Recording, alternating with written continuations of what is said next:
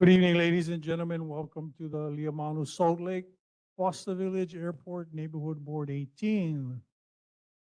That said, Madam Chair, can you have the roll call for a quorum?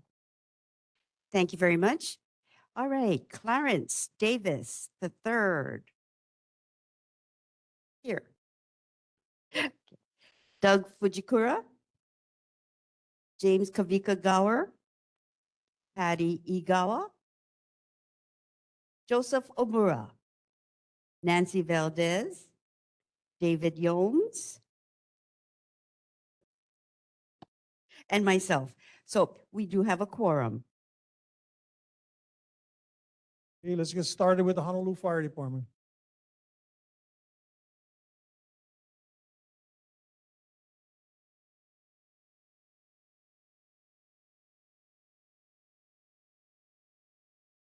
Good evening, firefighter Shipman, Station 8, or right across the street.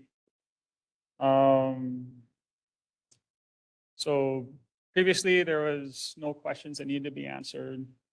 The incident statistics for October, we had no structures, no wildland, no nuisance fires, 1 cooking fire, 4 activated alarms, no fire. For emergencies, we had 68 medicals, 1 motor vehicle collision with pedestrian, 2 motor vehicle crash collisions, no mountain rescues, no ocean rescues, or hazardous material incidents. For the firefighter safety tip, this month, cooking safety. Food has a unique way of bringing family and friends together, especially during the holidays, and cooking can be a relaxing activity. However, it is important to be aware of the cooking fires are the leading cause of home fires and home injuries. By following a few safety tips, you can prevent these dangerous situations. Stay alert while cooking. If you're sleepy or have consumed alcohol, avoid using the stove or stovetop. Always stay in the kitchen while cooking. Never leave the stove and heated appliances unattended. Use a timer to remind yourself to check on your food regularly. Keep combustible items like oven mitts, wooden utensils, food packaging, and towels away from your stovetop. Keep children and pets at least 3 feet away from cooking areas. Any questions? Board, any questions for the fire department? Audience, you have any questions for the fire department? Thank you, sir. Great. Have a good night. Honolulu Police Department?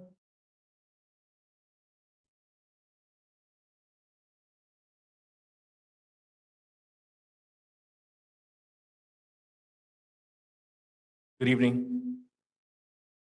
My name is Keone Hong. I'm a lieutenant with the Honolulu Police Department representing District 3. Going over the stats for the month of October versus the month of September. So motor vehicle thefts, there was 1 in October, 0 in September. Burglaries, 1 in October as well, 0 in September. Thefts, 1 and 1, and car break-ins, there were 0 for both months. Calls for service for this area, 291 calls compared to 286.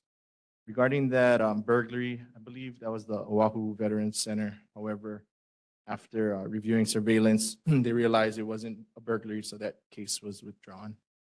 For the month of October, there wasn't any case to highlight. However, this morning, I'll just go over a case. It occurred at Āliamanu Park this morning at about 5:15 hours. Victim, who's a 19-year-old male, was fixing his moped near the entrance of the park when a suspect he knew by name approached him and began assaulting him with his hands, feet, and a metal bat, several times causing injuries. The suspect then took the victim's moped and fled the scene. The victim was transported to Palimomi in fair good condition. Responding officers made checks of the park and located a male next to a moped in the pavilion area. Officers with the victim contacted officers with a possible suspect who provided his name, accurate description, as well as the weapon used. Based on the proximity of the incident, time element, accurate description, and relationship of victim and suspect, the suspect was positively identified and arrested for robbery in the 1st degree. That happened this morning, but both males appeared to be transient. Oh, one other thing. There is a survey for the month of November. If you go on honolulupd.org, It's a way for the public to kind of tell about their interactions with HPD, and hopefully we can make our service to the public better. So honolulupd.org and look for the survey. It's open for the month of November. Thank you. Board, any questions for the lieutenant? Audience, any questions? Thank you, Lieutenant. Thank you.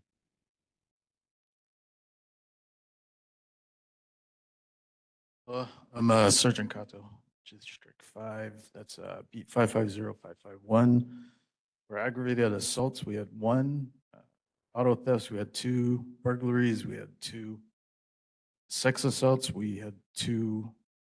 For simple assaults, there's 3. Thefts, we had 5. Total calls for service was 561. Safety tips for the holidays. If you're traveling during the holidays, we have some tips. If you are going to be traveling, you should maybe look into getting these timers where you can set the radio and your lights also goes off to look like somebody's home. Maybe have somebody collect your mail. Be mindful of gifts that are in plain view windows, and break down your boxes after opening them so you avoid people or avoid the people being able to see what valuables you have just bought. Keep items out of view when you have just bought them when you're shopping, and put them in your trunk of your car. Also, when you drive during the holidays, drive and plan ahead. Be prepared for heavy traffic. Keep aware of your surroundings when you're shopping. Make sure you keep positive control of your wallet, phone, things of that nature. And just to alleviate your concerns about the 2 sex assaults. So one of them was a misdemeanor, which is sex assault 4. That was Āliamanu-Salt near Āliamanu Elementary School. So that was the suspect was a juvenile male, and the victim was walking past the juvenile male, and the juvenile male grabbed the butt of the female. And again, that was a misdemeanor. The second sex assault was a long-time relationship with the male and female. The female didn't want to have sexual relations at the time, and she told the boyfriend no, but the boyfriend did have sex with the female and reported that. So that was the sex assault 2, I believe. So that was a felony. So that's the 2 sex assaults that occurred during the month of October. So pending your questions. Thank you. Board, any questions? Mr. Omura? Yeah, I have one question. Say you're walking on the street, okay, and then someone comes up to you and tells you, "I want your money," and they say, "I have a knife or a gun or something of that nature." What would you recommend for the person, the victim, to handle themselves in that situation? Well, it's always best just to give whatever you have up, and avoid physical confrontation, and leave the area as soon as you can. Do we call that in afterwards or Yeah. as soon as possible? Oh, yes. Yeah. Mr. Omura doesn't have any money, so don't worry about it. Anyway, questions from the audience? Thank you. Lieutenant, you had anything? This is gonna be my last meeting with you guys. I'm gonna be moving on to another command in Gahiwa. But I really appreciate you guys and the passion you guys bring to you guys' jobs. So it was enjoyable to be here. So, thank you. Thank you for everything, Lieutenant. You're going out to God's country, huh? Have a good one, Sergeant. Thank you. Moving on our agenda to a filling of our vacancy. We have 1 vacancy on this board. This time, is there any nominations in the audience to be on this neighborhood board? Seeing none.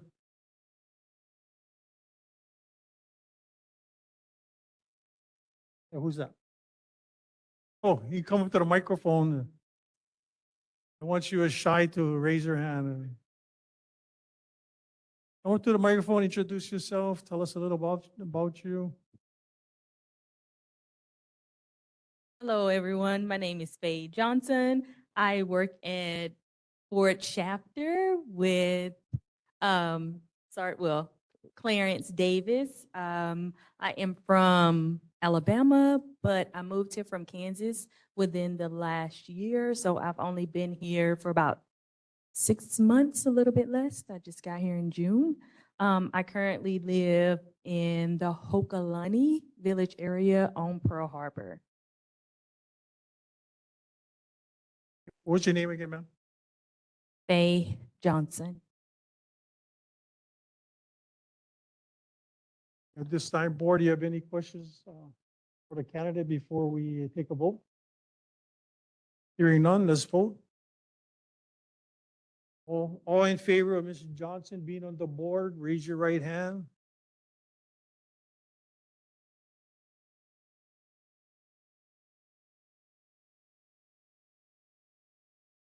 You can put down your hands now. Welcome aboard, Mrs. Johnson. You can take your seat. And we're going to take a short recess so she can fill out her paperwork and be sworn in. And by the way, it was a unanimous vote. 8-0.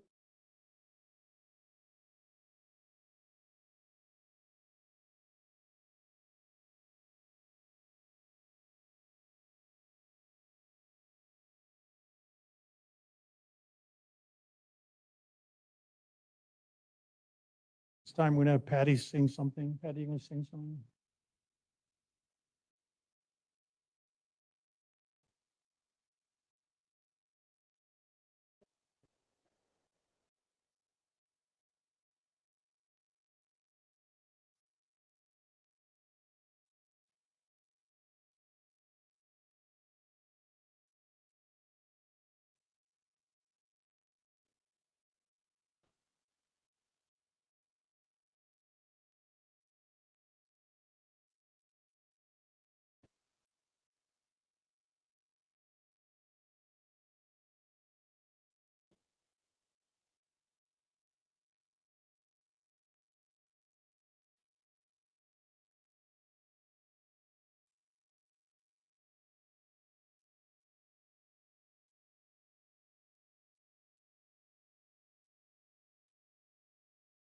Okay, we're now back on camera. It's 6:44 p.m. Welcome aboard, Mr. Johnson. Let's move on to our Warrior of the Month award. The Warrior of the Month award was established on August 8, 2024. An award certificate is presented at our monthly scheduled meetings to a persons or group that provides outstanding service for the good of our community. This award is presented to honor these people, past and present, who have greatly contributed unselfishly to help make Āliamanu-Salt Lake, Foster Village, and the airport area the best community district to live, work, and play. It is our belief that it is time and long overdue for our community to recognize these movers and shakers, and what better place to recognize these remarkable people right here at this Neighborhood Board 18 meeting, often referred to as the People's Meeting. With that said, this board takes great pleasure in congratulating the Armed Forces Association of Hawaii Incorporated, which is called AHI, A-A-H-I-I, at the National Guard Association Center as being the Neighborhood Board 18 Warrior of the Month for November 2025. AHI has greatly helped our community by allowing us to hold the People's Meeting at this venue here at 891 Valkenburg Street. We have had so many issues in the past regarding noise, parking, and time slot issues at other venues. We have finally found a location that is well suited for our neighborhood board meetings. AHI has also served our community to take care of our military and their families.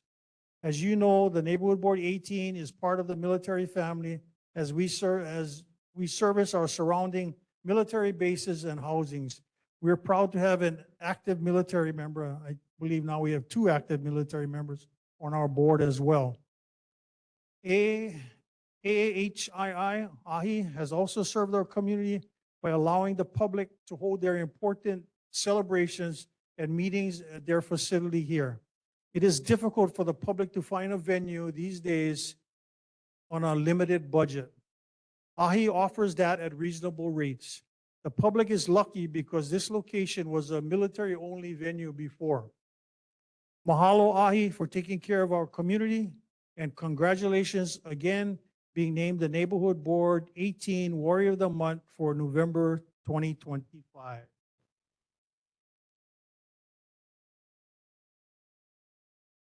I would like to thank retired Colonel Rusty Spray, who is the executive director of this venue. He could not make it this evening. At this time, we'll have Ellen Elliott accept the award certificate from our neighborhood board. Ellen? And board members, you can come up front and we take a quick photo with Ellen.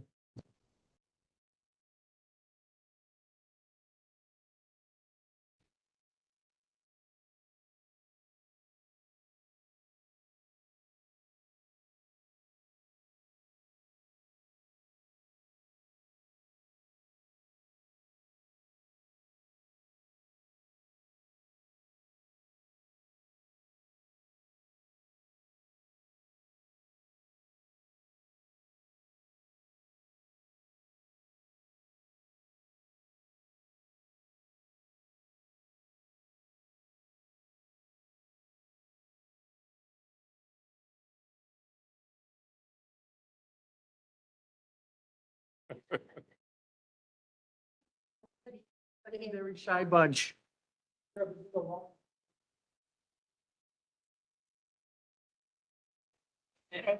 you go.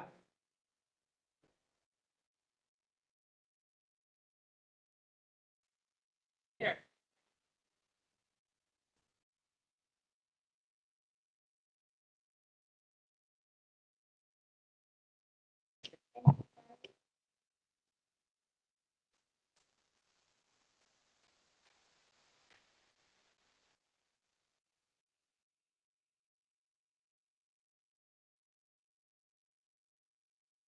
And if you don't know it, Ellen is the karaoke queen here at this location. So if you guys are interested, Monday through Friday, you can listen to her sing next door.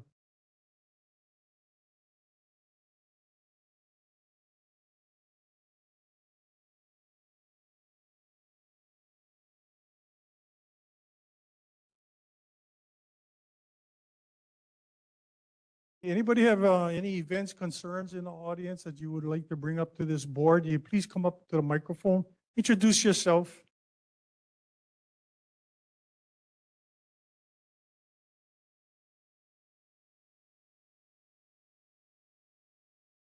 Good evening, Board. My name is Tara Sutton, and I'm the Director of Community Engagement with the Red Hill Registry.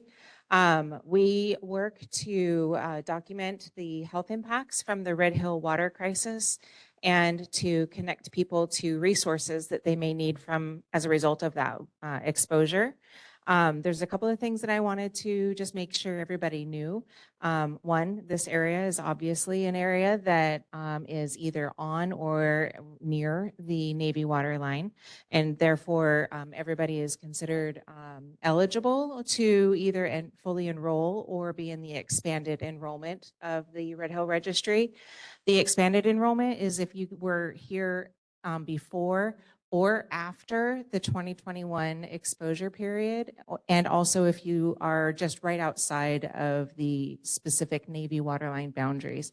So I just really want to encourage everybody to come and check out our website. It's redhillregistry.org. There's a great big button that says join the registry, and that's how you can get started. But also we're coming up on Thanksgiving, which is the time when the water crisis started in 2021, when the exposure took place on November 20th. And on that day, we'll be recognizing the event with a remembering event. so that we are having Ernie Lau, Mahealani Richardson, and Heidi Nichols. And we'll all be having a webinar, and they'll be sharing their perspectives and just kind of remembering how Red Hill has touched their life. And there'll be an opportunity for community to also share reflections. And in order to register for that event, it's a Zoom webinar. It's from 1 to 3 Hawaii time on the 20th. And you can register for Zoom if you go to our website. Board, any questions? Audience, any questions? Thank you. Thank you. Any of those, anybody else from the audience want to bring up anything regarding the community? Or do you have any concerns or events you want to mention? We'll catch you folks later. Just finish what you guys doing now. Let's go on to Aloha Stadium. Unless she wants to eat her cake first. And we'll come back to events right after she's done. Aloha Chair Yomes, members of the board, welcome new members of the board and the community. I'm Chris Kinimaka, Special Projects Manager for the Department of Accounting and General Services. And I'm also wearing another hat today. I'm standing in for Chris Sarayasu, Interim Stadium Manager, who is being allowed to celebrate his 26th wedding anniversary. So for the New Aloha Stadium Entertainment District, we don't have anything new to report. We're continuing with our efforts on the demolition. So they're doing the site work that's necessary to prepare for the dismantling. We are looking at the more obvious large dismantling to start in January. So we'll watch for that. And on behalf of Chris Sarayasu, for the Aloha Stadium events, they did celebrate the Aloha to Aloha Stadium farewell event on September 25th. They had roughly 6,000 people attend. It was a very nice event presented by Henry Kapono Foundation and TMR Events. And we had special artists such as Henry Kapono and Friends, Makaha Sons, Hawaiian Style Band, Ho'onua, Kanaka Whaia, and Ekolu. And the night ended with fireworks at 9 p.m. We also had the Hawaii Food Bank mass food drive on November 6th, which was very successful. They served 2,000 families, each getting roughly 30 pounds of food during that service. They were going to have a second event today, which was canceled because now they're going to, instead of mass distribution, they're going to go with localized distribution to follow where the needs are. So, Aloha Stadium Swap Meet and Marketplace has officially relocated with a soft opening happening on October 15th. The relocated entrance now is Gate 3, which is off of Kahua Pa'ani. So they did witness people passing it and having to turn around. Just watch for that. They're going to increase their signage and make more information available online and in their ads to make sure people know where that entrance is. After reviewing the traffic pattern, the rideshare was also relocated to the main gate exit area. So the rideshare has to enter through Gate 3, but the drop-off will be by that main exit at the traffic signal. And then the Skyline and City Bus pedestrians were also relocated to enter at the main gate exit area for easier access to the marketplace. They continue to monitor noise levels from the vendor during setup and breakdown, and they're working closely with the tent vendors. In October, they did allow the tent vendors to keep their tents up for the whole duration, but now they're moving back into setup and tear down for each day. They'll be monitoring how that works for the vendors. So far, the vendors are fine with that. That's what they used to do before. The customer feedback so far has been very positive, and they're looking forward to a great holiday season. Holiday program events include concert series, weekly gift with purchase giveaways, vendor specials, and discounts. And they partnered with Helping Hands Hawaii for their toy drive, so customers can pick up a wish tag at the information booth from November 29th through December 14th. So check out information on the website at alohastadium.hawaii.gov. We have our latest newsletter on the back table, and you can also get that on our website. Other than that, we wish you all a very safe and happy holidays. Board, any questions for Aloha Stadium?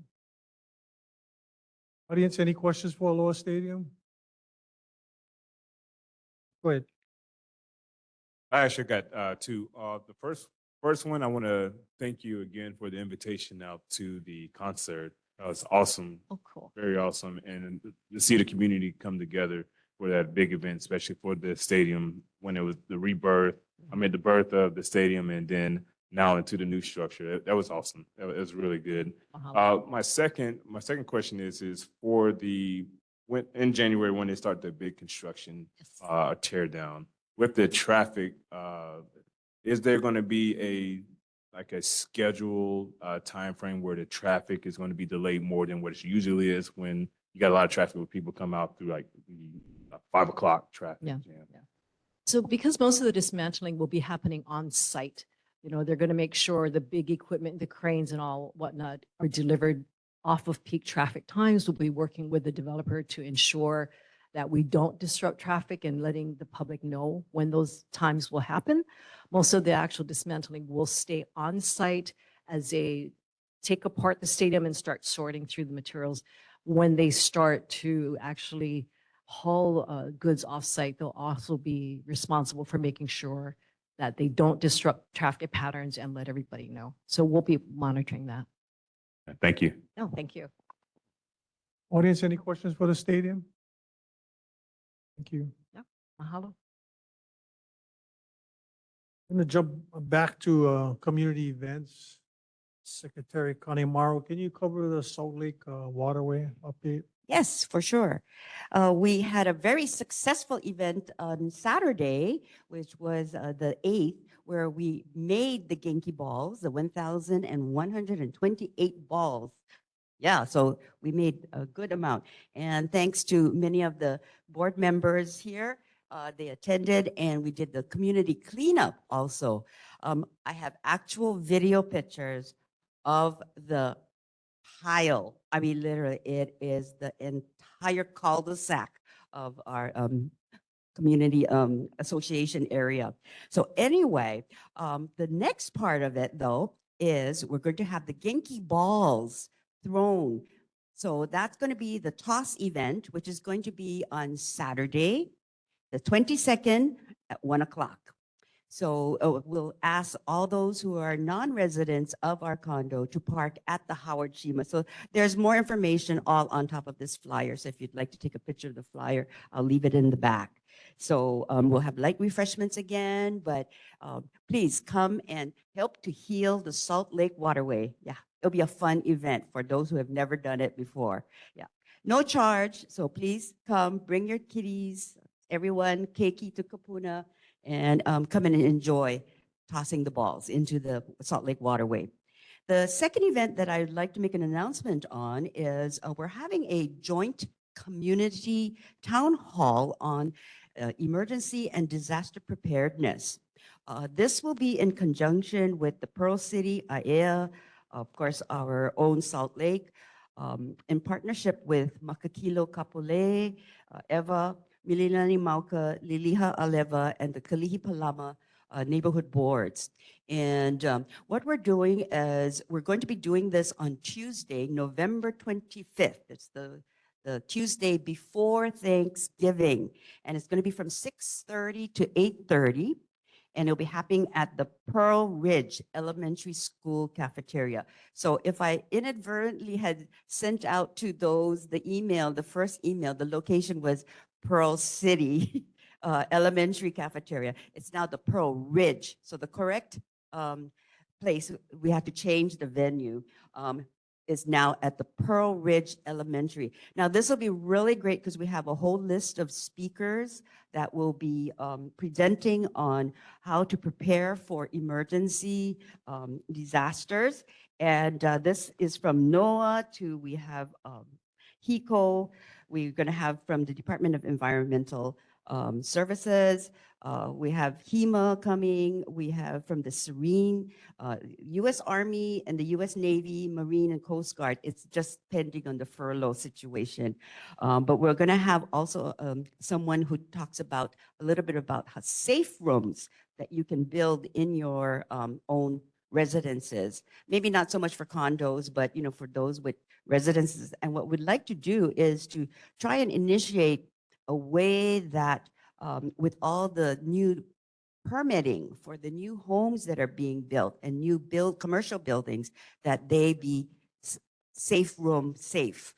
Yeah, that they incorporate the hurricane or tsunami type of disaster for it to be able to withstand that kind of disaster. So we have, anyway, a whole list of people, and I'll leave that in the front there if you want to take a picture of it, just to see who the speakers are, what they're going to be talking about. Please join us on that day. So November 25th, Tuesday. Thank you. Any other events?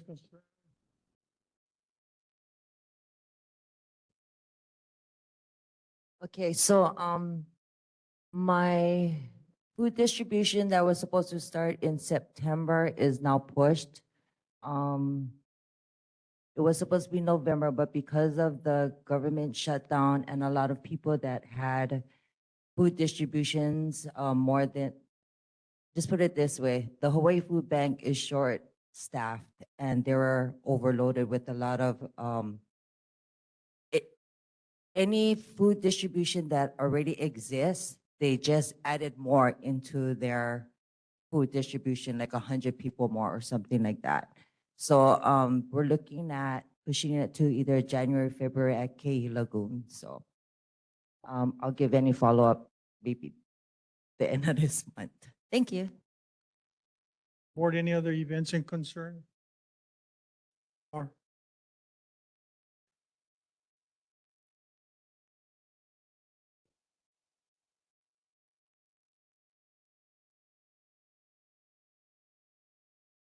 I'm just confirming the attendance of the following board members for the Honolulu City Lights parade starting around 6 p.m. to 7:45. That is Joseph,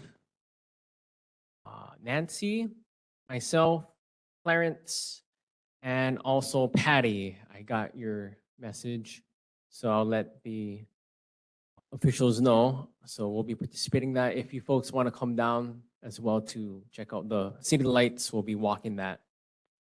Thank you. November 29th, Saturday, 6 p.m. to 7:45. audience, any events, concerns you want to bring up to the board? Getting back to the Genki balls. Secretary Kanemaru, how many Genki balls were made that day? 1,128? Is that correct? And there's two world records set on that day. The first world record was Doug.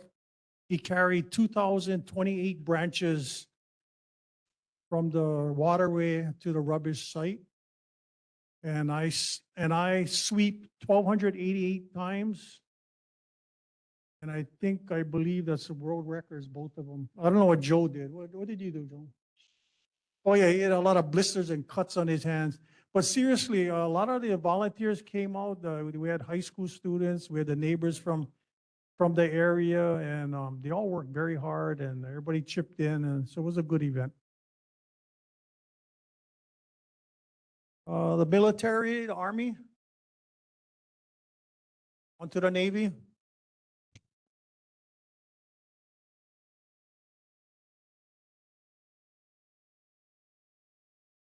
Hey, good evening and aloha, cherry elms and board members.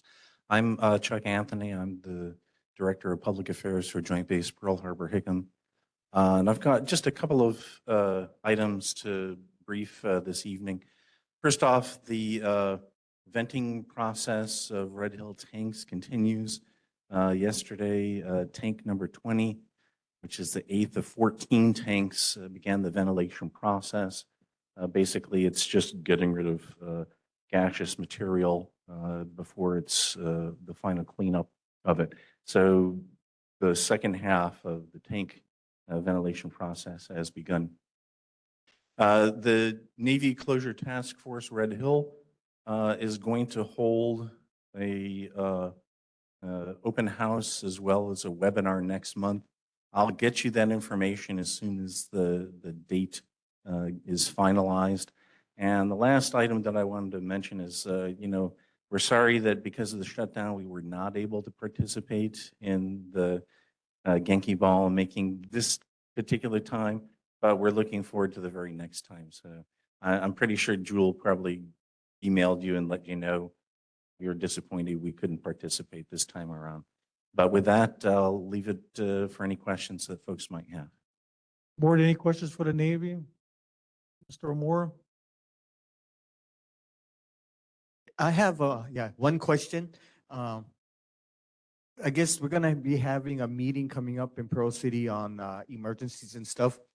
But I know that one of the benefits that was there before the Red Hill tanks blew it for everybody here, whatever, all around, is that if there was an emergency, it would be the Red Hill tanks that would save us energy-wise and so forth.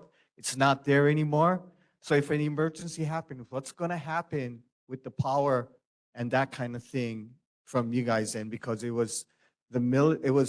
told a while back that it would be the military that because of the fuel and stuff, that we'd be able to have, power in case of an emergency. But because those are gone now, will you guys still be able to assist, say if a hurricane hits us?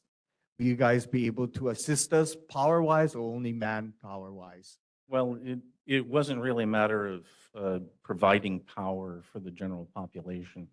The advantage of having that bulk fuel storage tank was being able to have fuel go down to Joint Base Pearl Harbor Hickam, and it would flow via gravity that didn't require any power. It would have been used as a backup source for fuel in the event of such an emergency that, additional fuel wouldn't be able to be brought into the islands quickly. That's the other thing I was going to ask is what happens if because there's so much conflict going on the supposed rumors of conflicts, and that's why we hear so many jets flying overhead now, way more than before. I've noticed this, and it's super loud right over like 11 a.m. in the morning. There's like 5 or 6 or 7, 8, I think maybe 2 times around. And what happens if there's a conflict? And So the two-part, I'll answer, I guess that there's 2 parts to that particular question. I don't think that there's actually an increase in the number of jet sorties. You may be noticing it a little bit more just because in some cases when you have Kona winds, the jets will probably take off in a different direction and therefore put them on a flight path that's a little bit closer to Salt Lake area than normal.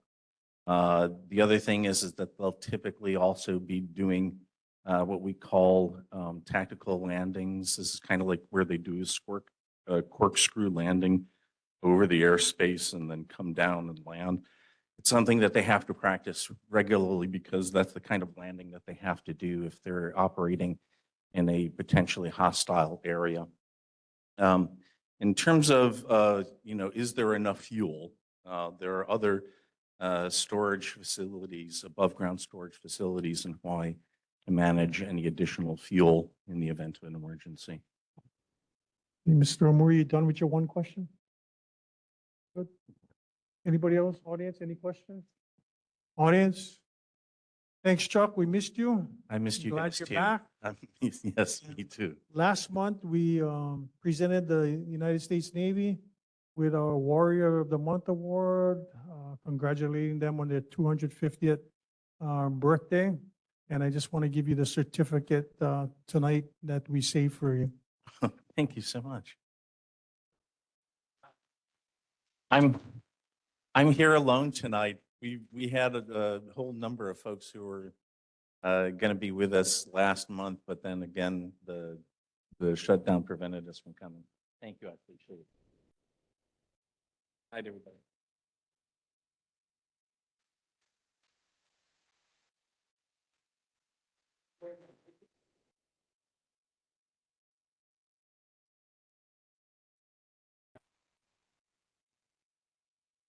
And it's probably a good time that those 535 members of the United States Congress, hope they really think about what they did to the communities and these people that didn't get paid and their families suffered. It created a lot of damage, and I hope they think about what they did, and I hope this never happens again. For the water supply?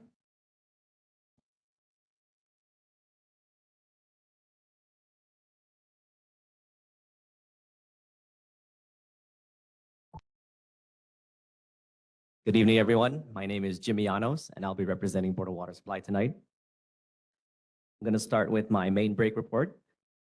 There were 2 main breaks in the month of October. The first occurred on October 10th. That was a 8-inch diameter pipe at 955 Ala Kapua Street, and the install year was 1966. The second happened the next day on October 11th. That was a 12-inch diameter pipe at 3330 Ala Elima Street. And the install year was also 1966. For my general water announcements, I'm going to be talking about main break updates. When a main break occurs, the Board of Water Supply works quickly to reduce the impact to customers, protect public safety, and restore service. For the latest updates on main breaks, generally 4 inches or higher, and information on how repairs are made, visit www.boardofwatersupply.com/mainbreaks. You can also stay informed on Facebook and Nextdoor, and for larger or more impactful main breaks, sign up for HNL Alert. That concludes my report, and I'm happy to answer any questions. Board, any questions for the Board of Water Supply? More? Hey, thanks. On 1011, yeah, there was that 3330 Ala Ilima. I live on 3225. Was that the one on the Malka side or the Makai side of Ala Ilima? I don't have that in my notes, but I can find And out. was that because I've seen repair guys there quite often, it seems like lately. And I know one of them there's like an electrical conduit right around that area, as well as there's a water pipe thing as well. They're kind of like real close together. Right. And I've noticed repair guys there quite often. So I was wondering if it's a recurring problem for you guys, or it's the electrical guys' recurring problem. That's it. I can check back with our team if it's like a recurring problem to have main breaks in that area, if it's us or other folks. Audience, any questions for the Board of Water Supply? Thank you for coming out this evening. Thank you, everyone. Mayor's report.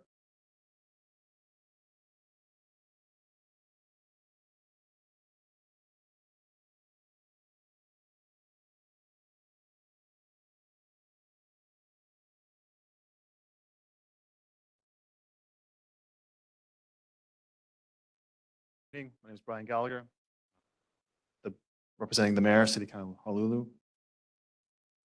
So we are happy to announce that our Skyline Segment 2 is now open. It will extend from now Stadium all the way to Middle Street. It's also a station at Lagoon Drive. I believe there's going to be a presentation later on that, providing more information. We'd also like to announce that the city's Early Education Center, currently known as the Siegel School, that is the contractor, has been able to been temporarily relocated. So if you know the city's grounds between Honolulu Hale and the Fosse Municipal Building, there is a preschool that provided services for actually city employees got preference, but a large number of people who work in the area, including downtown. It's been a really good location for them to get a preschool for their kids. So that has been moved to the Mission Memorial Building. So it's between Honolulu Hale and the Fosse Municipal Building. There is also, during that time, you'll see a lot of new construction fencing going up around what was the city's parking structure, because they're getting ready to remove the soil from on top of the parking structure, and they're going to do a pretty large repair project on that parking structure. So you'll see a lot of construction fencing up, but don't worry, the preschool is open, it's in operation, and we highly recommend it.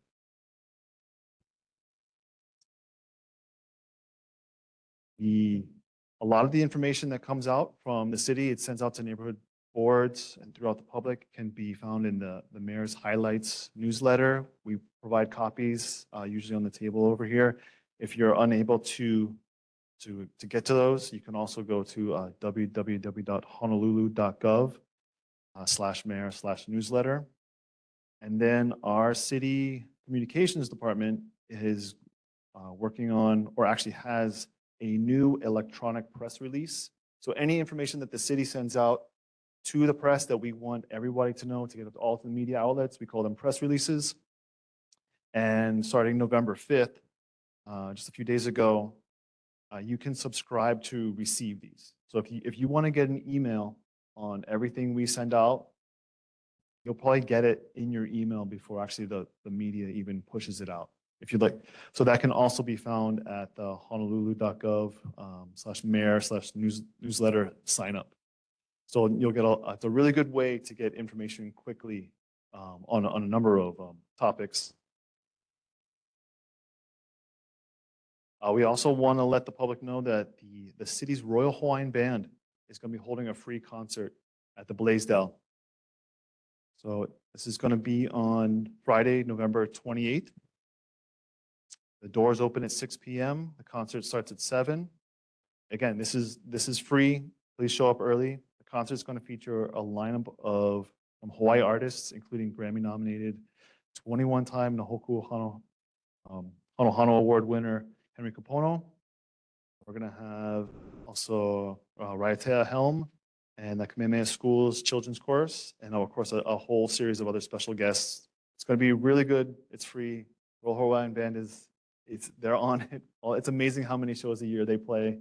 They're pretty much at least 3 or 4 shows, sometimes 3 a day. So yeah, please come check them out. And then the city is also going to be using, right across from the Blaisdell on the Mauka side is Thomas Square. That's where we're going to include that in our Honolulu city lights. And so the city lights will follow that evening event on November 29th. So we'll have also going to have the traditional tree lighting ceremony at Honolulu Hale, followed by the Public Workers Electric Light Parade down King Street. Moving on to some concerns that were brought up at the last meeting. There's been an ongoing concern in the neighborhood about there's street usage. Maybe people are using the public street parking to run a business, and they're wondering why are all these cars in the area. So actually, HPD was able to go out and investigate. So from October 22nd to the 29th, Officer John Ng he was able to go and monitor the area. He issued a total of 14 citations, 2 for abandoned and derelict, 3 for delinquent vehicle tax and expired safety, and 9 vehicles were marked for abandoned. He was also able to check license plates and all the vehicles in the area. Apparently, so they're trying to look for if any of those license plates are actually registered to a business or a company. And he said none of them were, at least that he could find. And he also didn't observe any vehicles with a for sale sign. But keep an eye out. Let us know if you see anything. We can report it. You can definitely work with HPD on that. And they're recommending call their customer services phone line if you want to report anything at 768-2530, or they have a website for their abandoned derelict vehicles, and they can help collect information that way. The other part to this is, which may be harder to obtain, is if you think someone's actually running a business, if you can get an address.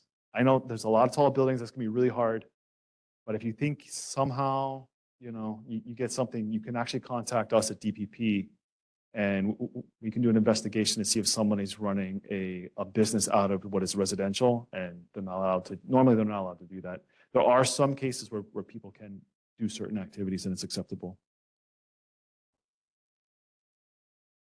And I think there was another one where there was a request for a Salt Lake widening construction project. There was a request for an update.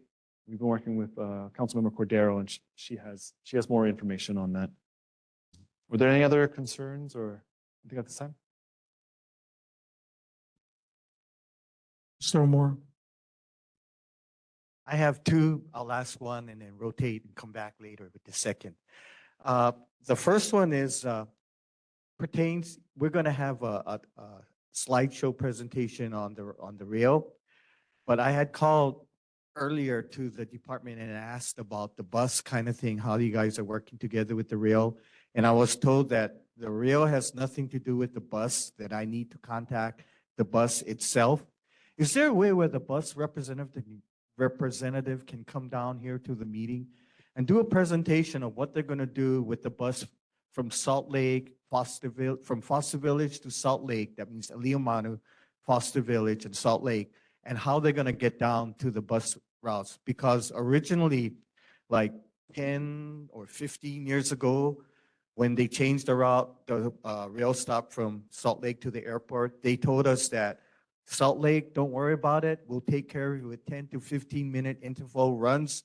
Well, so much for that. That promise got flushed down the drain. And I brought that up. And like I said, by the way, thank you, Radiant, for having the rail meeting at Palama that I went to. And that's where I learned about our limitations. And so that's one thing I kind of would like to know about the bus. How is it going to work with the rail for the people of our district? Because right now there's only one, the 1L. And is that going to be the only route that we're going to do? And if so, will they increase the routes from Kalihi to the stadium? Because right now it's only coming like once every half an hour kind of thing. And or are they waiting until the rail completes itself totally into that Kaka'ako side and then work with the, then fix the bus system and make it accordingly? Brian, we have somebody from DOT that's going to do the presentation this evening. Yeah. Okay, Are- so are more, you- can you hold that long question until they come up? What's that again? Use the microphone. I called them, I talked with them, and the bus has nothing to do with the route. This is just the rail presentation with just certain bus routes in general. But the one I asked a question for, they said that I need to talk to the bus people themselves. Hold on a second. Are you DOT, can you come up right now and see if you can answer this question for this gentleman? comfortable? Okay.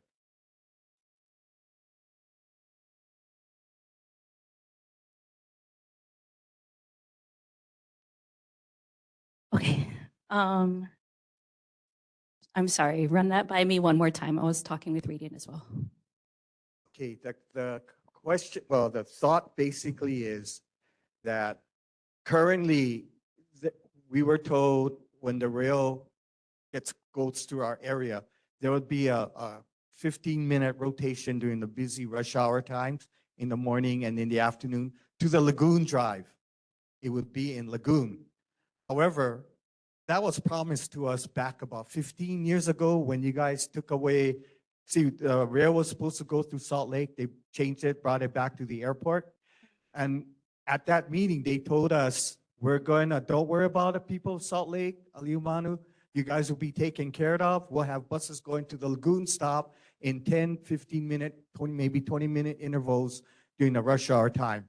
Well, I brought that up at the meeting we had at the Kalihi Palama thing, and they told us they have no plans on that. They don't know what I'm talking about, etc.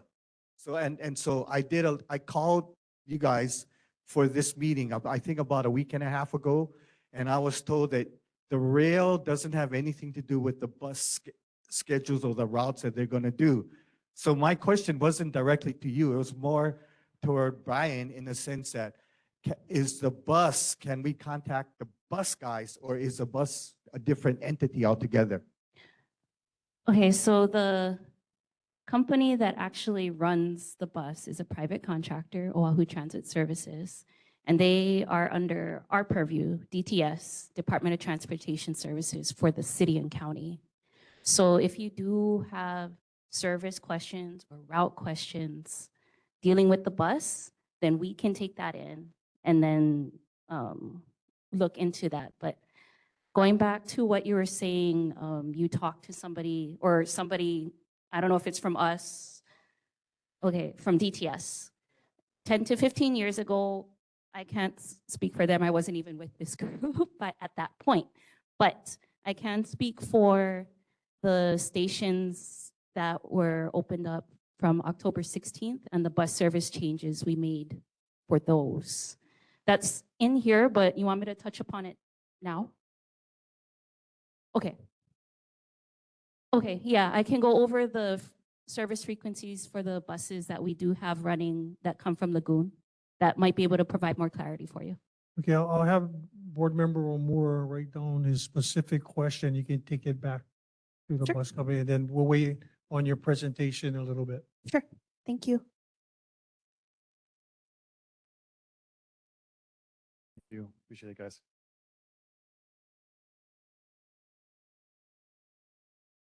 How's it going? And any other questions?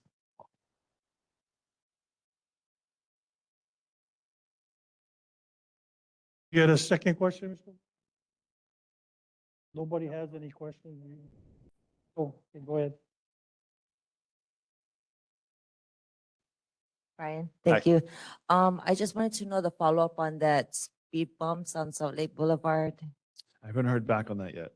Okay. So And then I don't know if it was you or HPD where there were people parking by the schools. They're still parking by the schools, waiting for the kids. I've been seeing it all week long. And jaywalking, of course, these kids, so. okay, yeah, so it's a combination of HPD and DTS. So speed bumps, so actually that can. No, I believe it wasn't a councilwoman's report, and the police did address that. They said they spoke to a few parents to move their vehicles. And at that time, they didn't see anybody, students crossing that intersection, not using a crosswalk. So need to follow up on that. Yeah, that is the classic situation. They have to see it at the time, but yeah, we can definitely try to keep an eye on it and the way that the various city departments work together to, but yeah, we'll make sure we follow up on that question. Anybody have any other questions before we go into round two? Mr. Gower? Thank you, Chair. Just really quick, I got an email from someone around 457, Edward Fujioka, former Honolulu EMS district chief.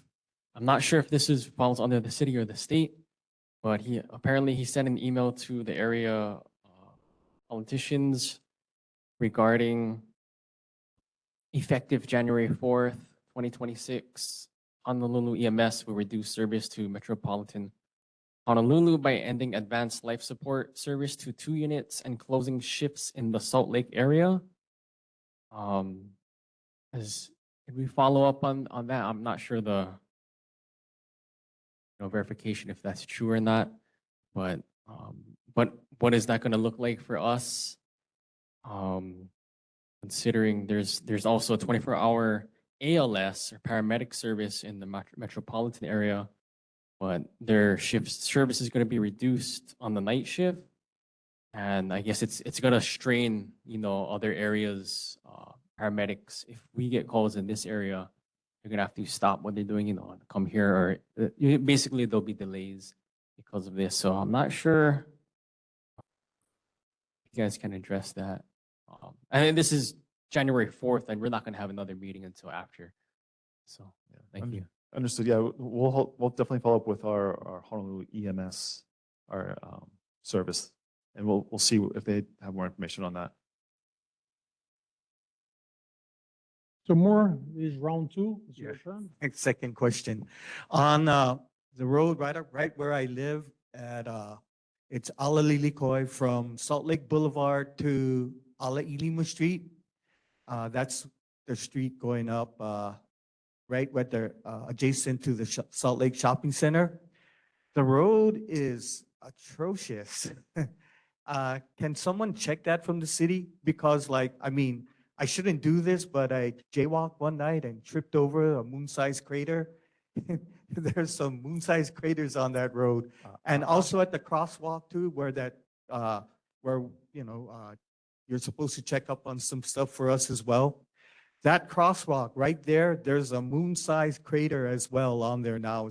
And it's the danger with the moon-sized craters on those roads are that if people are riding mopeds and that type of thing, and they're not aware, they're gonna take a spill.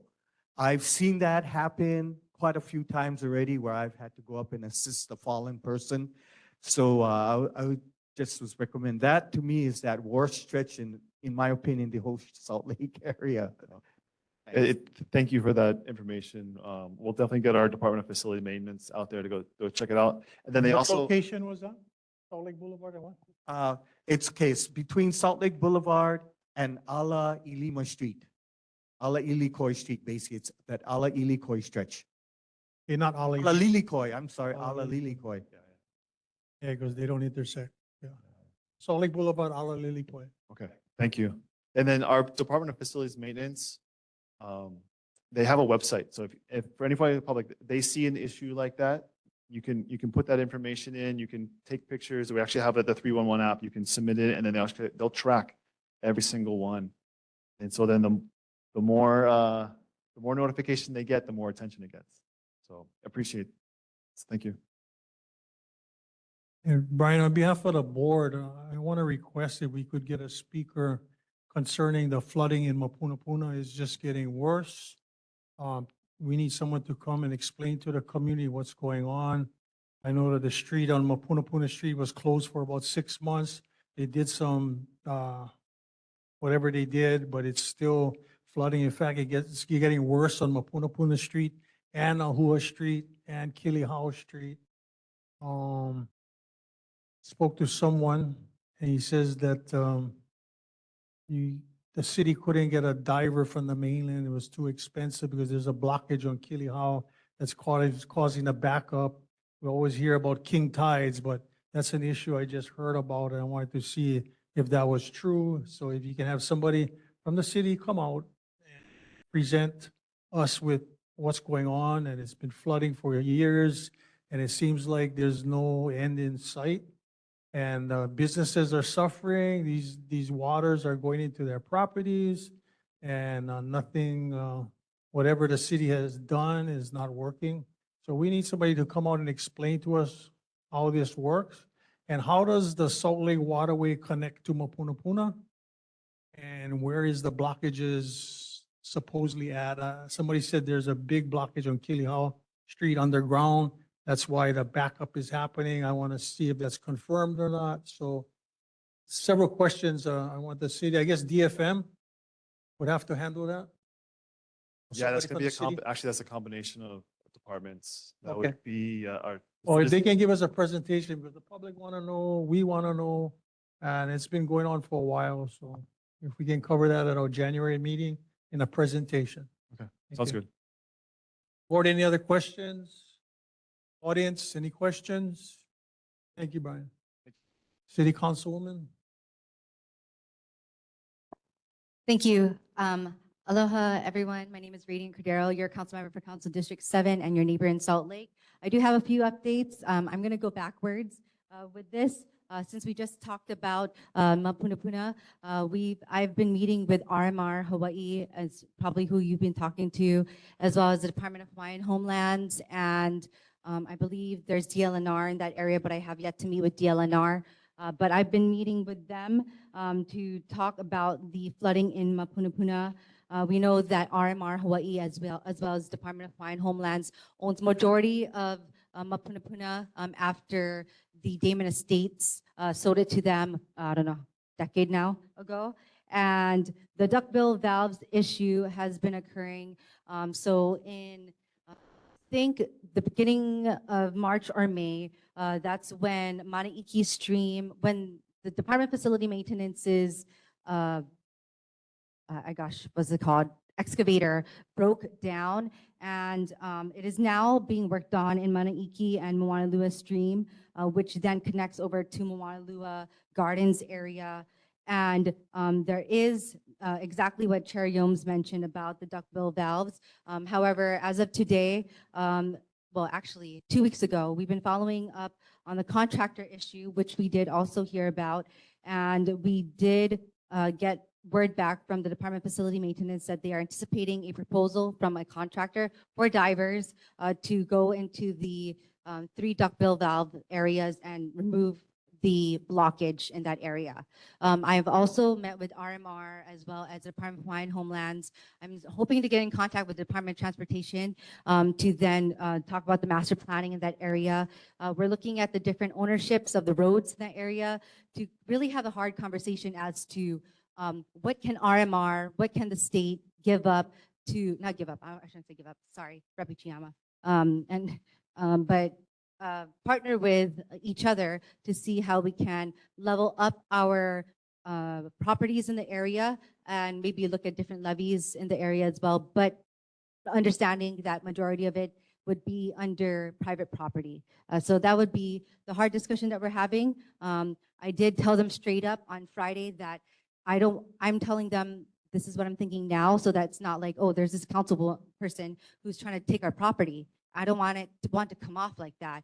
But at the end of the day, I'm at the city level and I don't want to be like, I'm going to condemn your property or try to condemn your property to take this, to address this issue. So that is something I'm hoping to have a positive conversation with RMR, with the private owners, as well as the state agencies there. Next up, I did want to follow up on something about board member Omura talked about Āliamanu-Salt. I was actually there today taking pictures, and we did send it over to DFM Roads. But the more the merrier, as Deputy Director Gallagher mentioned. If you could please send in your pictures and emails and concerns about Salt Lake Boulevard and Āliamanu-Salt to dfmroads@honolulu.gov. Once again, DFM Roads and honolulu.gov. Also, that email works for streams and banks, embankments as well. And so please feel free. If we submit it, plus you, plus the board, plus everybody, that helps us all. I do have, as Deputy Director Gallagher mentioned, an update about the Salt Lake Boulevard widening project. I think maybe over the summer, I mentioned that Āliamanu Middle School as well as HICO were having discussions about allowances on the DOE property. As you can see, construction is back up for Salt Lake Boulevard widening project. And they were able to do further installations of the water lines, the 36-inch water line there as of October 16. For more information, please check out saltlakewidening.com. And also, we've been the squeaky wheel with the Department of Customer Services in our area, because I can hear from my area in Salt Lake. I'm sure Senator Wakai can probably hear it too. The chickens at Howard Shima Park. And so, as well as Repichiyama has been the squeaky wheel to my office about the feral chickens. Thank you, Repichiyama. And we've had on different periods of time, different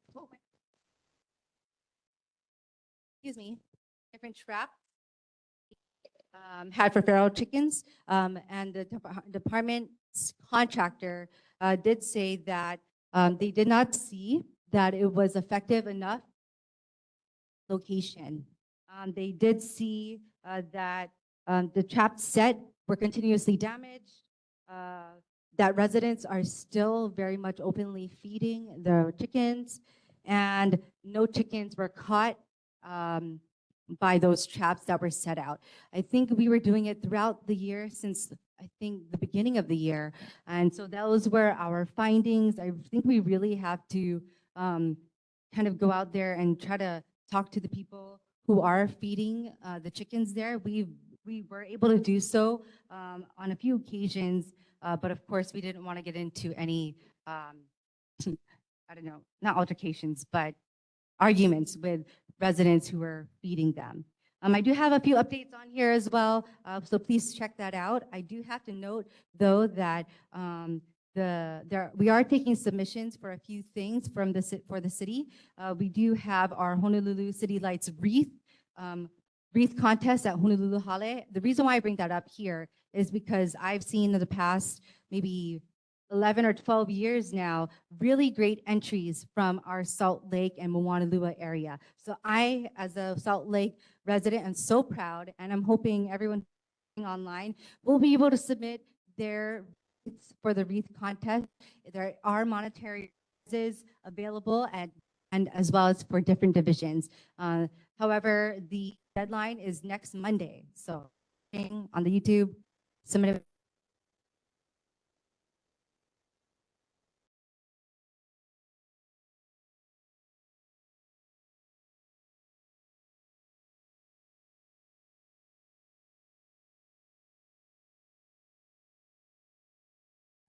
Around 6 o'clock. Very exciting. Another submission thing, another submission deadline that we have at the city, the acceptance of the grants and aids for our grants and aids application. The program proposal profit organizations by November 24, 2025 at 2 p.m. The information's all on here. If you work, volunteer with a nonprofit organization and have yet to apply for a grant, the information's here. And I do have certain updates here, but those are the main things I wanted to highlight. And yes, thank you very much. Audience.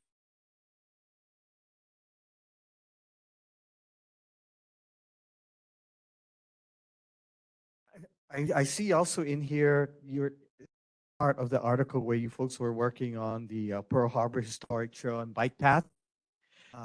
And I know that, I guess you folks have been working a long while, but there's a one area where The I don't wooden think you bridge? guys have touched yet, and that's right by the stadium side as you guys are going westward. And brought up at the last meeting where like my sister went and wrote about there's some wooden bridges right by a park, some kind of park, small Yeah. little park, right under the bridge of and The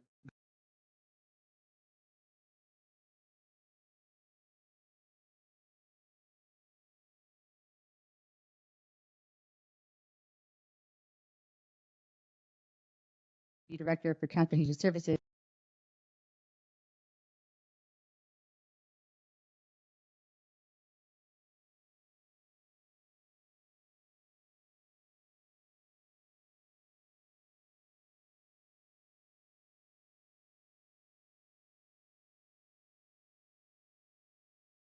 Update. I don't have have any information about that yet, but I did see the meeting that you. So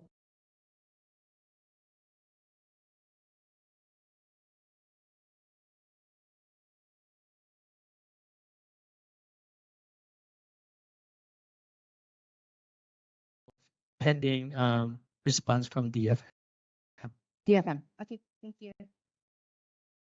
Audience, any questions for the council member?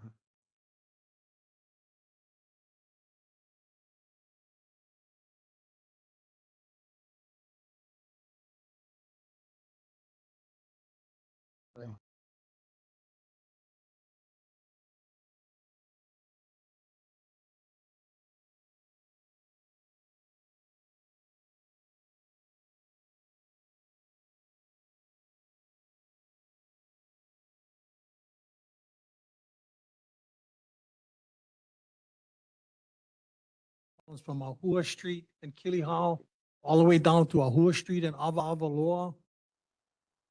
Major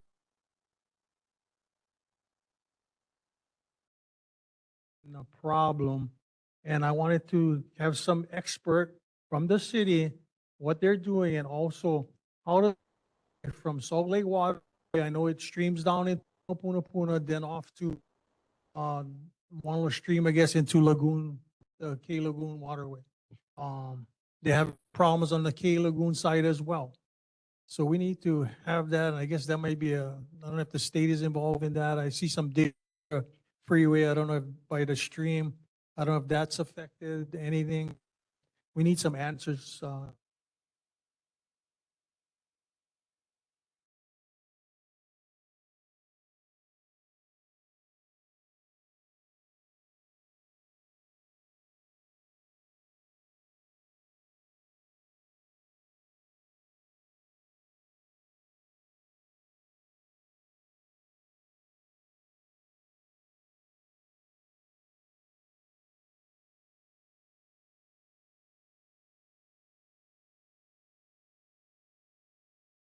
Aye.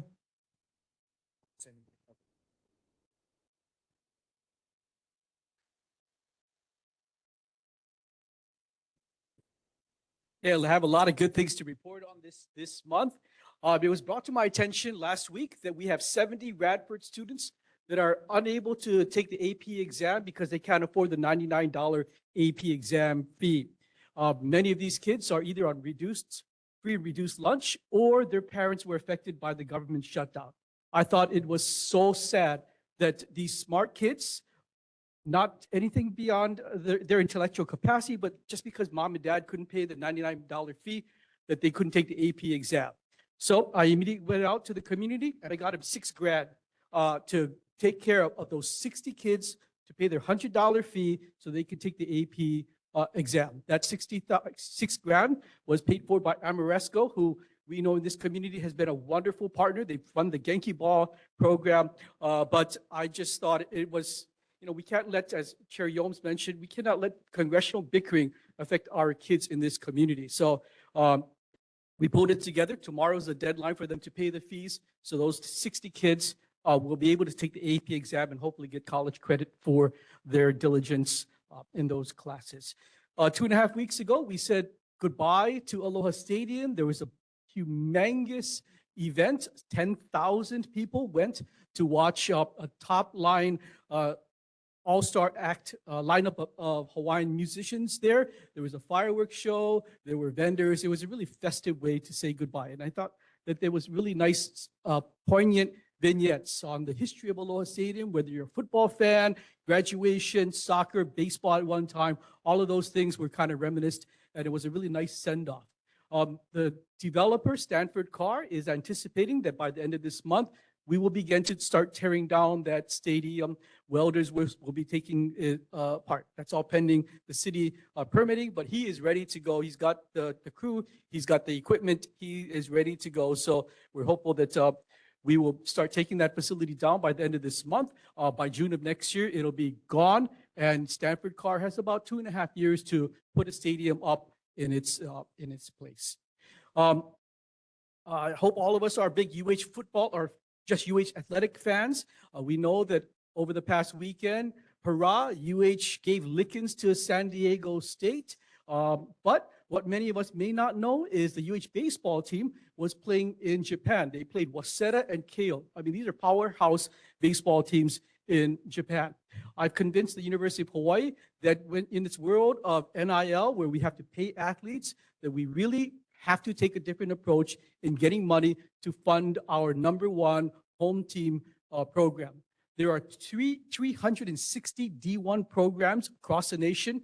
And for us to think that we're going to get a larger slice of that pie, considering Hawaii is one of 12 states with no Fortune 500 companies, we have no deep pockets here. So I'm trying to and have convinced UH that the fertile fishing ground is in Asia.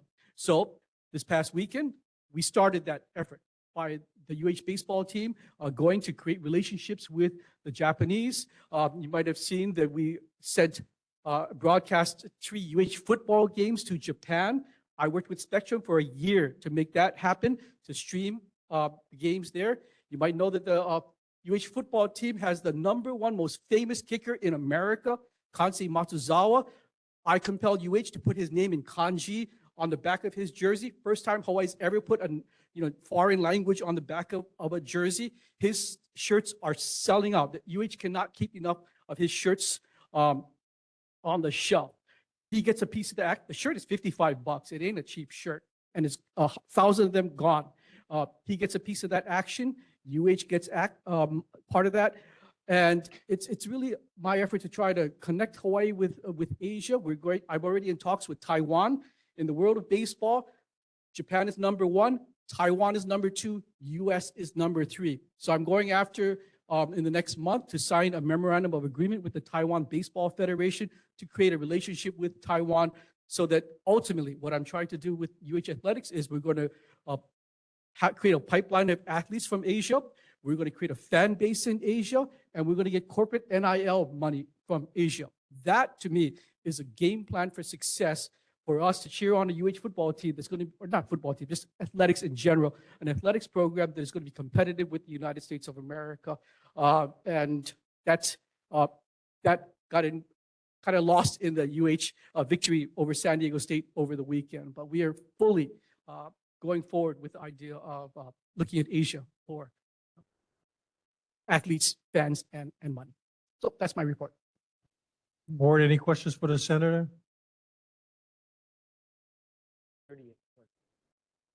Secretary Connie Morrow. Senator Wakai, thank you very much for all that you've been doing for the community on the, from the athletics to getting the kittens into, you know, the women's prison and all of that you're doing. It's really the foresight. I just admire the foresight that you have, that you're, you know, looking out for the future. And the athletic program, that is just the most ideal program because Hawaii is the midpoint between U.S., continental U.S., and it's perfect to get, you know, the athletes to come here because, of course, they love Hawaii, right? So, yeah, but thank you very much for all your efforts on that. Yeah, we're trying to leverage tourism and athletics, right? That's our strong point. Hawaii is a well-known entity. It's a global brand. We should use that tourism global brand to help UH athletics. Mr. O'Moore. I wanted to concur as well on the statement. Congratulations on, I think this is also a really great idea. And for people out there that don't understand it, all you need to do is look at the Los Angeles Dodgers and Shohei Ohtani. Everybody's going, oh, he's got the biggest contract in baseball. Dodgers were stupid. They're going to lose money. And just in 1 year alone, he brought in over $1 billion, several $1 billion worth of business from Japan. And it just shows you that, you know, and it just goes to equate with you like that's the right idea to go on because it works. So I just want to thank you for your efforts. And I can see the fruit's going to come down in, you know, in the future, near future onwards. So congratulations. Thank you. Just to put it in perspective, I mean, when you talk about NIL deals, the #1 NIL deal in America is the University of Texas has this quarterback named Arch Manning. That kid is getting paid $6.7 million. That's the world we live in. I mean, what can we offer Micah Alejado? A free lunch. That's it. I mean, we really either got to step up and maybe never be able to pay $6 million to a quarterback, but we need to be able to throw something into the ante to freshen the pot. I mean, the idea of playing in front of your family and it's Hawaii so beautiful will only go so far with a kid. Audience, any questions for the senator? And Senator, I echo the board's comments for what your efforts have been for our community. Like the Radford High School, you and Amerischool teaming up and getting this done for the kids at Radford High School. Really appreciate that on behalf of the board. Thank you. As far as the UH kicker, a very good athlete. But he's not the first one that actually had his country type of language on a jersey. When I was in high school, I had my Portuguese language on my jersey was Gouveia instead of Yomes. So just want to throw that in, but I made 25 cents and a free lunch back then. But anyway, thank you. Next, Representative Ichiyama. Okay, I won't quit my day job.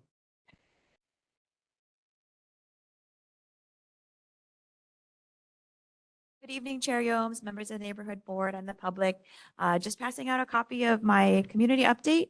On the front are some resources for families who may still be struggling with the effects of the shutdown. The first is Aloha United Way 211. That number is available if you need help for any reason. They have expanded their staffing, and so you can talk to a live local person when you call that number. And then on the flip side is information for Mauna Elementary School Fun Fair. It's going to be November 21st, Friday. So it's a great event. Encourage everyone to attend. Happy to answer any questions. Board, any questions for the representative? Mr. O'More. Hi, Linda. I want to thank you today.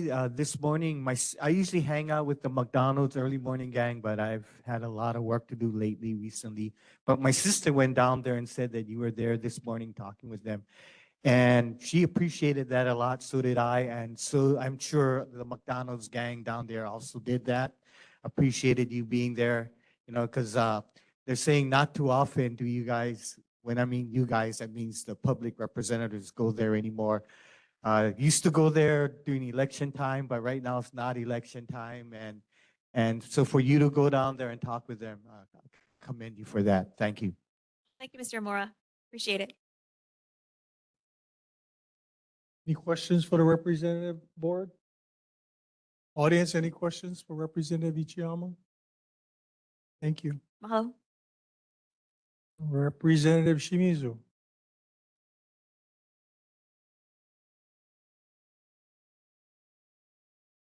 Thank you, Chair Yomes, board, members of the community, Representative Garner Shimizu here. First of all, I want to apologize that I couldn't make the cleanup and Yankee balls.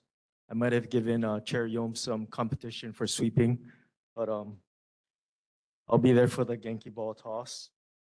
I'm thankful that the federal shutdown has ended, and as Representative Ichiyama has mentioned, there are programs and things to help people that have been affected. So if you know anyone that needs help, please contact our office and we'll try to direct them in the right place. There are many things that the state and nonprofits have set up to help people.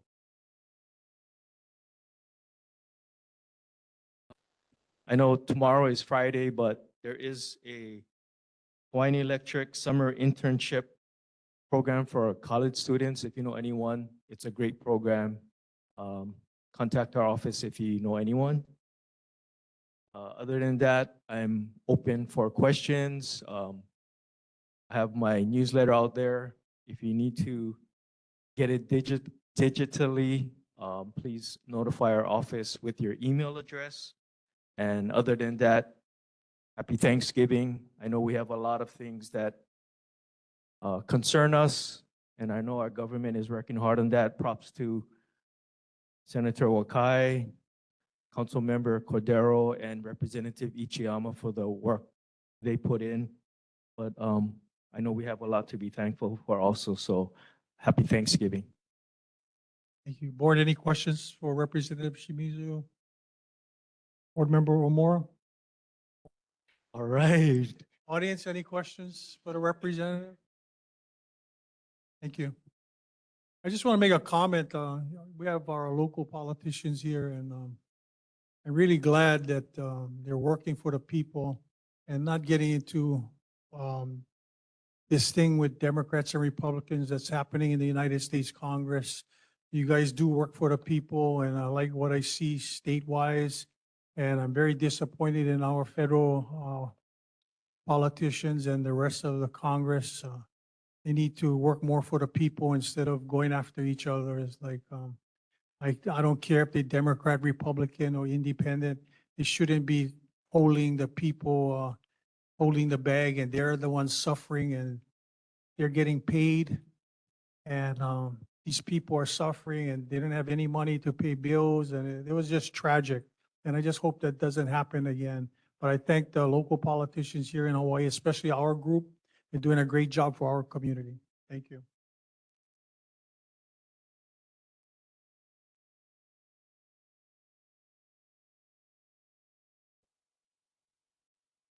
Okay, let's get into our presentations. Christmas parade. Anybody here for the Salt Lake Christmas parade? Wait, you take the microphone and introduce yourself.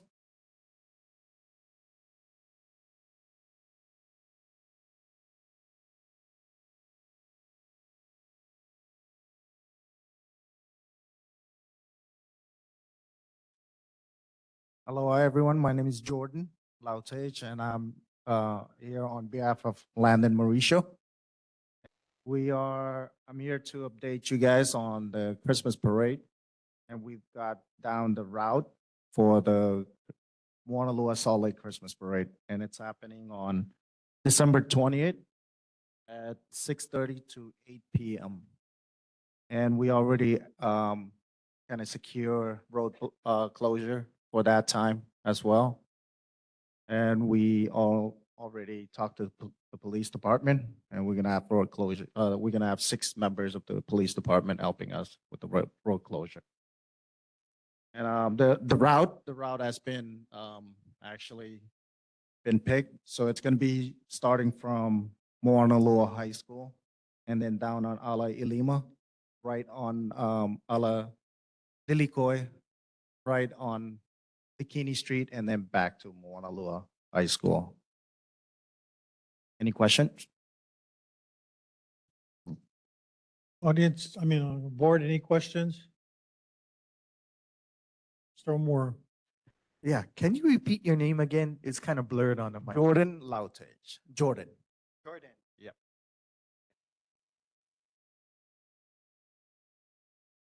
That's your question, sir? Audience, any questions about the parade? I have one. Are they gonna take away parking on one side of the road, or they're gonna just take it straight down the middle and both sides continue to park? What's the situation with that? It's gonna be the right side of the road, so it's gonna be one side. And the closed. tollways from what time? From 6:30 to 8 p.m. No, the clearing of the road, is gonna be a tollway zone, correct? Where they can't park there? Yes. You know what time that starts? It starts at, I think it's 30 minutes before the parade starts. So there'll be road closure all the way. Audience, any questions? Thank you for coming out. Appreciate it. Thank you. Next presentation is City Department of Transportation Services regarding Skyline and the bus.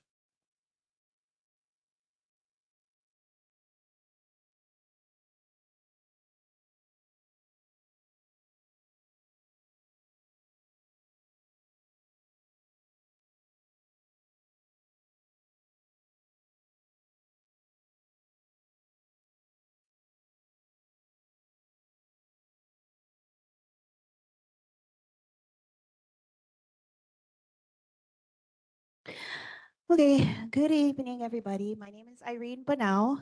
I am with the City and County of Honolulu's Department of Transportation Services, Bus Operations Branch. And I'm here with Eric Grover, my coworker.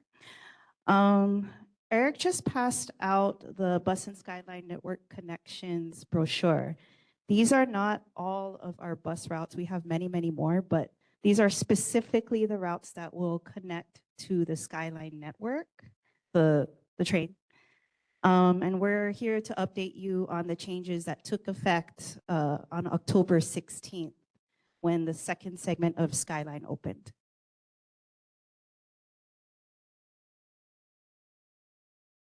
So in segment 2, 4 new Skyline stations had opened up, Makalapa, Lelepaua, and Ahua, and Kahawiki. In your brochure,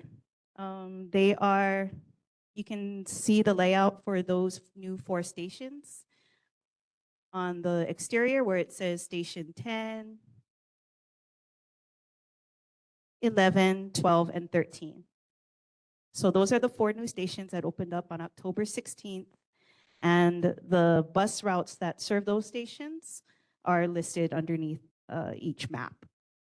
So let's get into that. Segment 2 of Skyline introduced rapid bus lines.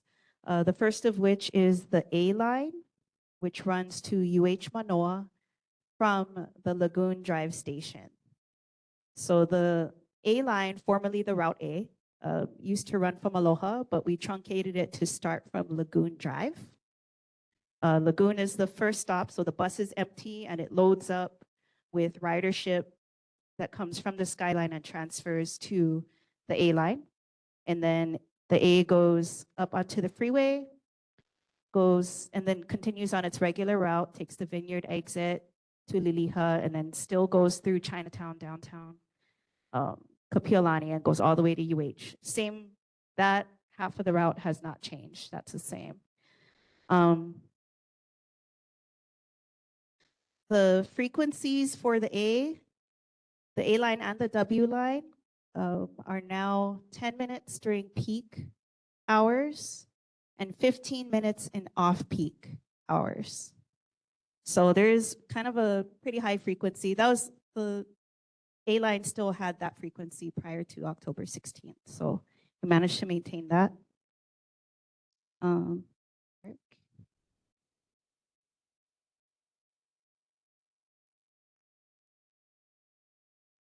So I'll go over the U line. So this is a new rapid bus line that we implemented with the second segment of Skyline. The U line is to UH, Manoa, and Kaimaki.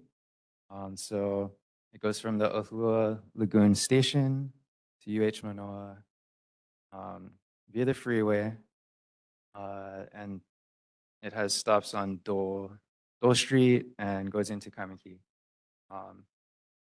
This service span of this U line is from 5:10 a.m. to 6 o'clock p.m. There's 5 stops in each direction. It has hourly service and also additionally a peak AM eastbound trip and a peak PM westbound trip. Next, we'll talk about the W line to Waikiki. And no.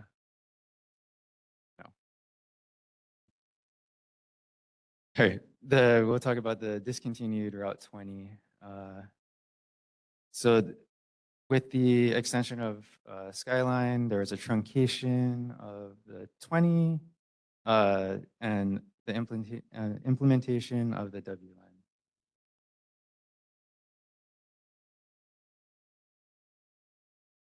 Okay, so the W line is another rapid bus line that runs from the airport and it goes to Lagoon Station and then it continues all the way to Waikiki. That route, it stays on Nimitz and Āliamanu Boulevard, so we're providing more service to that corridor. Currently, it's kind of underutilized, or no, not currently. Prior, it was underutilized.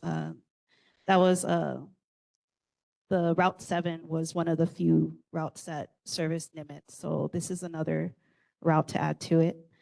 The W line provides 10-minute service during peaks, just like the A, and 15 minutes during off-peak.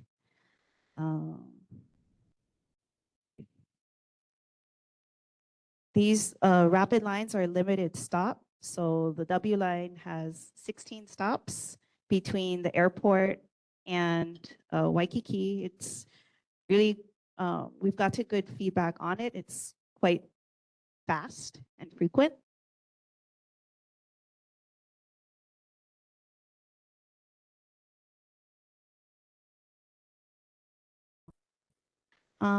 Let's see.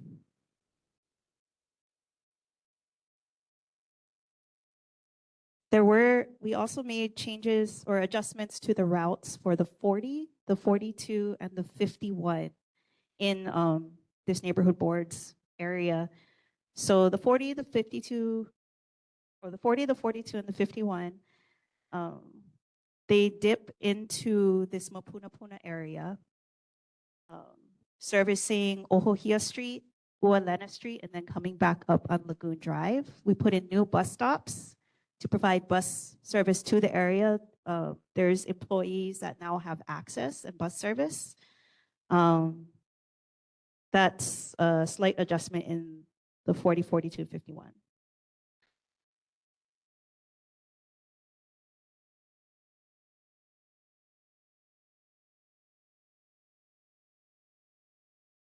We also discontinued the Route 303 as it was before. And it has been replaced by a new Route 331. The new Route 331, Makalapa and Hickam, is a new route that serves Hickam, and the frequency is 65 minutes. So it's a bit more frequent, and the peak runtime is 9 minutes faster. It also has a a later span of service and weekdays. Also, revised Route PH8, Makalapa Pearl Harbor. It has a new route to serve Pearl Harbor that connects to the Makalapa Skyline Station, and also added back some discontinued stops within Central Ave and within the Joint Base. So that's the end of our presentation. If you guys have any questions, let us know. Board, any questions? Mr. Gower? Yes, thank you, Chair. A question for the discontinued stops. How would a rider know a stop has been discontinued or put back online? Is there any like physical sign at the stop itself or a sign like a number? A new stop or a reactivated stop would have a HEA number on it. So it would be a yellow plate that has a number on it. It would also have a rider alert on it. So when we have these changes, we generally put the rider alerts out prior to the service change at the actual stop itself. Thank you. Right on the bus stop.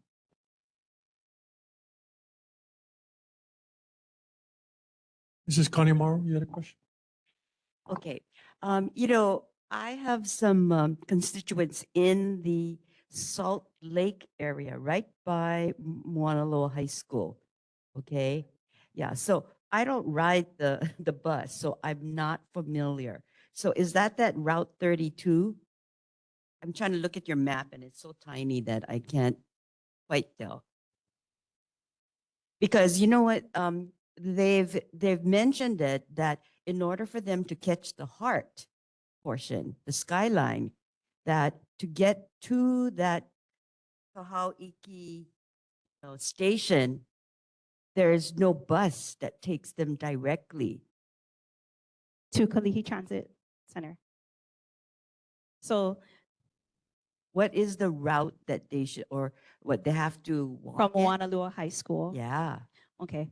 I can get back to you on that. The 32 isn't on here because it isn't one of the bus routes that connects to Right. Okay. a That's why. station. Yeah. Okay. So that's why I was just wondering, because I'm looking at your map and I'm like, Yeah, okay, I this think isn't all this of our. is We Salt haven't been. Lake. Yeah. This is Salt Lake, and I know this is where I think I live, but I'm like, okay, it's nowhere near. Yeah, I gotta use magnifying glass too. Okay, so the Route 32 does go to the Middle Street station. So from there, they can transfer to the Skyline. Yeah. What about for, like people who, Kapuna like myself, we are not able to walk it. So we need to walk over to Kahauiki. So the 32 actually goes into the Kalihi Transit Right. Center. Yeah, but then And then- Kahauiki is still 2 blocks down. No, Wait, a bit further. the entrance to the Skyline Oh, is okay. right there. I use your mic. Yeah, I catch that a lot. So Yeah. I kind of learned all the little nicks and nooks of that. So the 32 will get you from Salt Lake to the Kalihi station. And then right at that station itself, it's the rail kind of has like, it's connected right at the edge, the southern edge of the transit station. And then just, you can catch the elevator. I always walk up the steps, but for people that cannot, or they're handicapped and so forth, you're on a wheelchair or something, there are elevators that go up there, and then but you have to stroll, and you do have to cross the street. That's right on that. But Yeah, there's a it's pedestrian bridge. But it's kind of convenient. I mean, I'm kind of used to that, so for me, it's no problem. Mr. Omura, you have the floor. Okay. I had a question too. Can you go over the times, like what time does the rail start and what time does the rail end? Because it used to start at 7 and end at 7. Now I heard it starts earlier, and So- I called in for the end time because I thought it would end at like 10:30, but that's not the time I heard. So can you clarify for us here? Sure. So now It's open every day, the same hours. There's no difference between weekdays and weekends. So it'll be 4 a.m. to 10 p.m. But 10 p.m. is the start of the very last ride. And it starts from the far ends. 10 o'clock is the last ride. And then they give the service to the stations going in between. So 10 o'clock is the last ride. Audience, you have any questions regarding rail and the bus line? Why don't the city just have times that's the same throughout the whole rail system from Kapolei out to Middle Street, like 4 in the morning to 10 at night? I noticed that in segment 1, I think it starts like 5 or 6 in the morning and ends at 6:30 in the evening. Why is that? Oh, well, yeah, but before in segment 1, there were different hours, but now we made it consistent. So they do start from 4, it's flat 4 a.m. to 10 p.m. From segment 1 all the way to segment 2? Oh, yeah, all of the, Okay. yeah, the entire line. I read it wrong. Thank you. Sorry. Can I clarify it for him as well? It's every 10 minutes. Mr. And they're Omar, you real have good the- on that. Mr. Omar, you have the floor. Oh, thank you. Mr. Chairman, the times between is every 10 minutes. So if you miss the rail, it's a very short wait, and the next rail will come in 10 minutes, in 10 minutes, in 10 minutes. So, and they're very much on time. Thank you. You done, Mr. Omar? Thank you. Thank you for coming out. I appreciate it. You get to the approval of our minutes for the October 9th meeting. Any additions or corrections, board, regarding the October 9th minutes? Hearing none, October 9th minutes are submitted as written. Moving on to committee team chairs. This hasn't been finalized. We got our last board member in, so I'm still gonna move some people around into as far as committee assignments. If you're not happy with the committee that you're on, let me know before our January meeting and we'll see what we can do. But if you don't like it, too bad, but never mind. But anyway, if you're not happy with it, maybe we can change and people can switch. So let me know so we can get a final product for our next meeting. The next Āliamanu-Salt Lake Foster Village Airport Neighborhood Board 18 regular meeting will be held on Thursday, January 8th, 6:30 p.m. at this same venue. The board will recess, no meeting next month in December, and we will see you all back in 2026.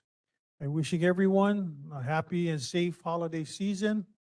Happy Thanksgiving, Merry Christmas, and have a happy new year to all. The NCO has one thing they want to mention for Toys for Tots. So the NCO is still collecting their Toys for Tots toy drive until December 4th. And if you want to see yourself on TV, this broadcast is being videotaped on Olelo Channel 49, fourth Saturday of the month at 9 p.m., the second and fourth Friday of the month at 7 a.m. If you need to know more about those video feeds, just check with Board Member Omura. He's pretty much up to date as to the times and the dates. And one serious topic before we leave, there are too many traffic fatalities this year. Remember to drive cautiously and safely. Be alert while crossing the street on a crosswalk, and watch out for each other.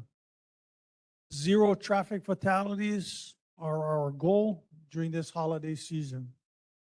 Let's all have a safe and prosperous new year. With that said, this meeting is now adjourned.